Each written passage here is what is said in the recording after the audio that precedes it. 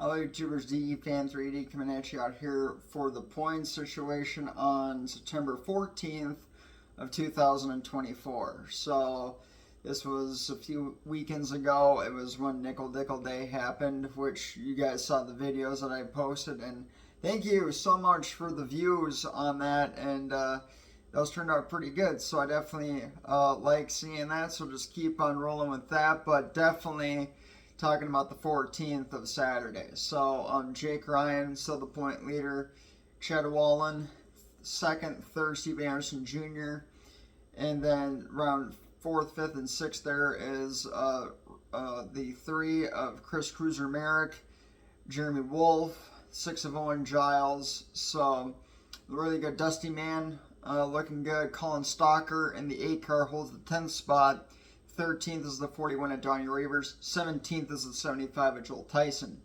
So that's where we're at right now for my team. There's a count of 26 cars in the championship points for Elko. So that's a pretty good stack, and the majority of these guys only ran like once to twice this year, and so very interesting. A lot of them wrecked on opener. Justin Kendall in the 55 car wrecked out. He only made opener, so I haven't seen him back since. So if he goes up next year, he's questionable. Also, too, I looked at the the ASA Midwest Tour standings, and the 15 of I just thought of his name. I believe it's Gabe Somers. Yeah, so Gabe won the championship last year in 2023, but last year we weren't able to make Thunderstruck because it rained on all of us for Dan Ryan's memorial event, and so he comes into this weekend now, tomorrow, in the points, in the lead for the ASM Tour hunt. So that's looking really good for him. So definitely I'll keep an eye on that 15. I'll certainly do an interview with him tomorrow. So that's going to be a good one. And Donnie Reavers will be there in the ASA Most Tour event. He's driving a Ford Fusion. And so I've seen photos of the car. Never seen this car in person. I will tomorrow. And then the 75 of Joel Tyson used to be an ASA ARCA Midwest Tour driver. He's in the Big A late model division. I'm sure he'll be there if Donnie's there. Usually the 75 is right next to him. So, saw that. Jacob Gady will be there tomorrow. I think he's going to run double duty. He'll run the Big 8 and the ASM Tour event. The 94 Hunter Calvel Payne. Hunter will run the ASM Tour event. Will he do exactly what he did on the 31st of August by taking out a few cars and getting into Jeremy Wolf? Possibly, maybe. I'm going to stay away far from the 94 as possible. If he does the same shenanigans, kick him out. Same goes for the 50 Steve Anderson Jr., who's good. He's third in the points this year. So the 50 car and the 94 I'm staying away from tomorrow. They'll probably be on views on my camera. I'm going to not just ignore them. So, because if I go over there, I might see something that I don't want to. So, other than that, though, it's looking really good this season. This is going to be some good stuff. I talked to Tim Olson tonight, so he gave me an update on some stuff. So that was pretty good. So thank you to him. So far there's a 22 car count in the ASM. It was tour event. In the past, had about 40, 30 cars show up, and then they eliminate down to 26 to 29 to 28. And so the cars that don't make the show are still in the garage area. So it's kind of how that works. So it's going to be pretty cool to see. I'll see the same cars at Oktoberfest on Saturday. I'm not going to be there Sunday, but I'll certainly show them off in style. Ty Ferguson will run tomorrow in the ASM Tour event. His dad will be on the sidelines. It's the first time I ever see Dan not run a super late model for Danny Ferguson. So that's kind of interesting not to see Dan's 36 car for Danny, but definitely for Ty Ferguson. And Ty looks really good, so he's up there in points. So I'll definitely keep my eye on the 36 right in this race. So Ty Majeski will be there. Not a huge fan of him. I'll probably do an interview or two with him. I've done interviews with him before. So I'll do that. Give him his due. So give him some credit there. Even though I'm not a big fan of him, I do like to get everybody that I can. Only when I want to get everybody on there when I can in certain situations. So it's going to be good. I've been to this race since 2008 for the inaugural event of it for Dan. And Dan was around for the first one. And of course, he didn't make the second one because of his disease with ALS. And that's a really big bummer that he got that. He passed away at age 49. He ran the same number font as Dale Earnhardt. The irony is they both left this world at 49, which is kind of a hard pill for me to swallow. Never met both of them, but I do have both their autographs. Actually, I don't have Dan's, but I got Dale Earnhardt's. So, but I definitely got photos in a die-cast custom of Dan's car. You'll see that tomorrow. I'm going to, every driver I talk to in the late model, whether it be Big 8 Art ASA, I'm going to put the die-cast late model on the back decollete of all cars to show that off in style. So, yep, and that'll be good. So, and tomorrow I got a custom 93 hat made. It's under my bed right now. I won't be wearing this 75 hat, but I'll wear the 93 hat. When I talk about the update like I am right now, I'll wear the 93 hat, so you won't see the 75 until championship. So, yep. So, and I put this right at the nick of time. I made it earlier this week, so it was really good. So I'm really happy about it. So I'm looking forward to breaking it out tomorrow. I got a blank black hat, and I customized, and this is what I did to this one. So it's pretty awesome. And so yeah, so it's going to be good. It's 125 laps. Lap 93 is the halfway break. They do that because of Dan's car number. So they also have one at halfway at lap 39, which is Dan's it's second car number. His first car number was 9. Then the second car number of his life was 39, and then he swapped it to 93 due to the fact that there was 2 late models in 1998. And so that's why he swapped the number. So, yeah. So, and he had that for the rest of his career up until like 2004 was the last year he drove. So, and so, but other than that, or actually, I don't think it was. I think it might have been 2003, but for sure in 2002, he last ran full-time. He might have gone part-time in 03, and then he called it quits, and then just worked with Jake Ryan and his son, Dan Ryan Jr., so, which I haven't seen Dan Ryan Jr. in a while. So, if he's going to be there tomorrow, that'd be pretty cool. So, other than that, it'll be pretty awesome. This event puts on a pretty good show for this one.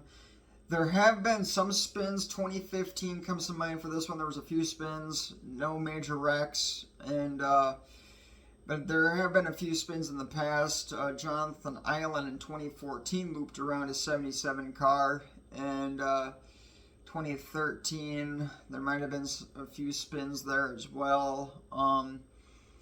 But usually for this one they keep it pretty clean. So due to the fact that one of these ASA Moves Tour event cars earning about $80,000 to $88,000, and there's about 26, 28, 29 of them together. So it's like, so when you get into a big wreck, it's like, yeah, just rank up all the dollar signs, will you? So, and a big late model, local late model, it's running about $22,000. So it's a little bit on the cheaper end side of things, but it's still kind of spendy. But it's totally worth it if you want to do it. So yep.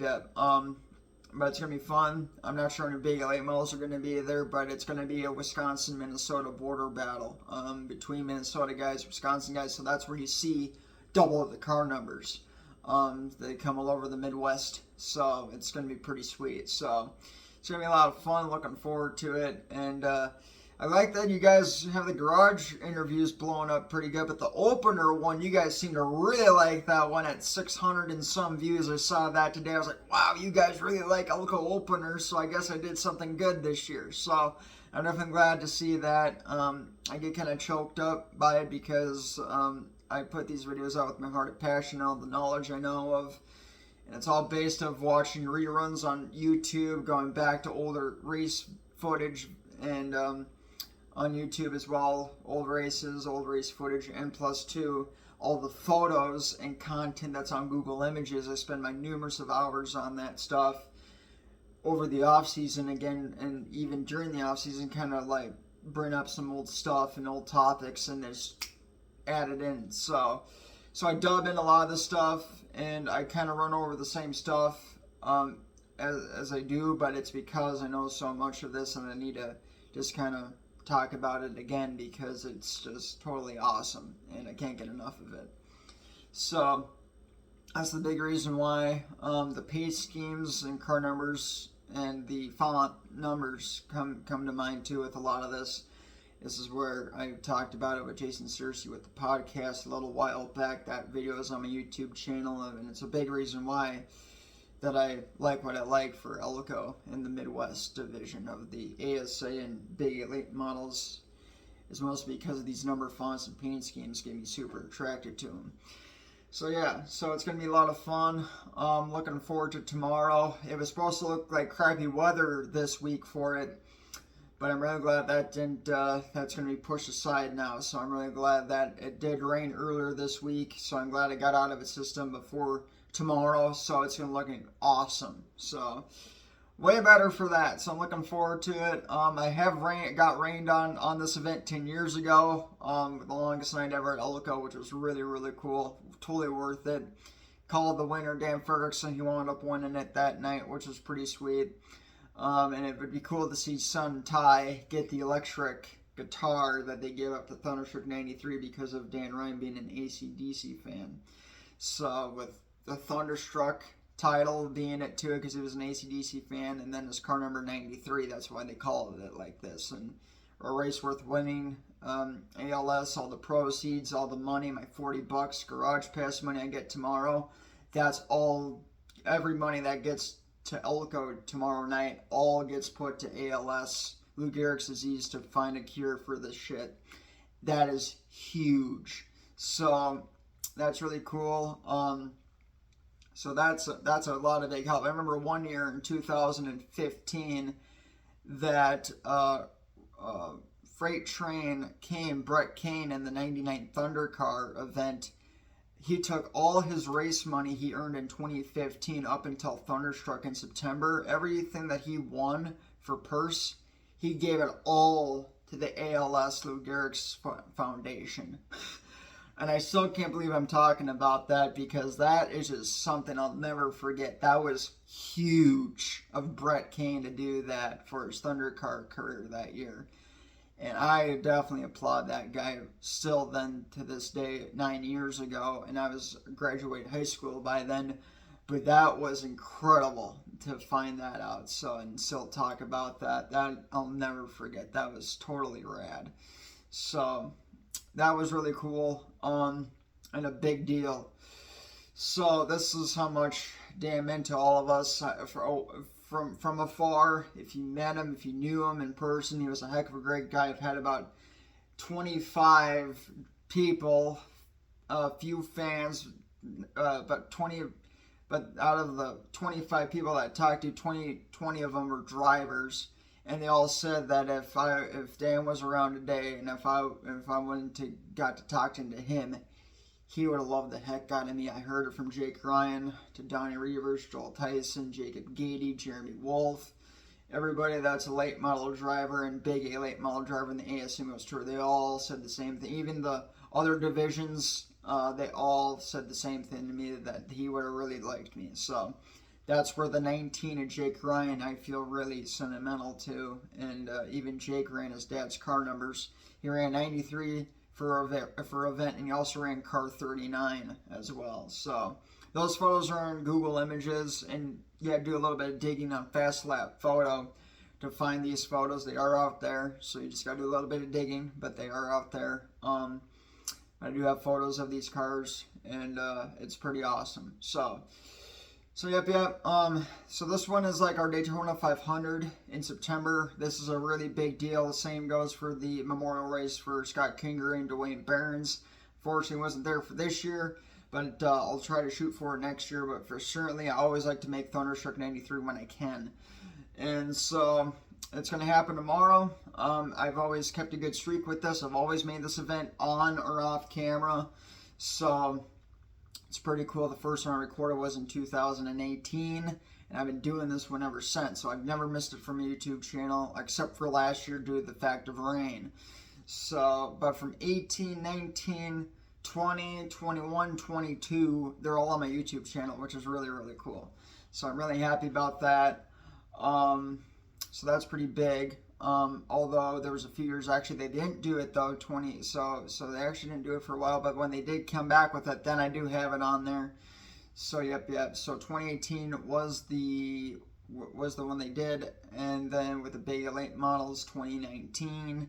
Then they stopped doing it, and then they finally were going to come back with it. It rained last year. Now we got it back going again. So it's due to the fact that they didn't bring this event. So, but 2008 to 2019, that was the streak that I always ran without missing it. And then, of course, when COVID, and then after that, and then the rain kind of lit up. So I actually don't really, I still say that the streak is still alive, though, because I just do the certain stances that were able to not make it. Now we finally got this a lock. So it's kind of been a hot minute. 2019 was the last one. Now we get it for 2024, 10 years after 2014. And the 2014 one, you bet. Do I wish I would have recorded that one? I tell you what, it still painfully kills me. It is on YouTube by Joel Tyson's crew guy recording the whole thing for the 75 team. That was pretty sweet. But this is going to be awesome. So I'm looking forward to it. And so yeah, so it's going to be a lot of fun. And man, I'm getting excited about this. So yeah, this one means the world to me. This is our Daytona 500 for Elko, and this is a big one. So in fact, too, like I said, Dan was the last guy to leave the track. There's interviews of him in 1996, the year I was born. They talked to him. They cornered him one night at Elko after everybody left and did an interview with him. That's on YouTube. They also have an ALS race worth winning video on YouTube as well. They got 2 of them. So you do have a history to tell you that Dan Ryan wasn't a ghost. So that was really cool. And I like watching those videos because I just want to hear the guy talk.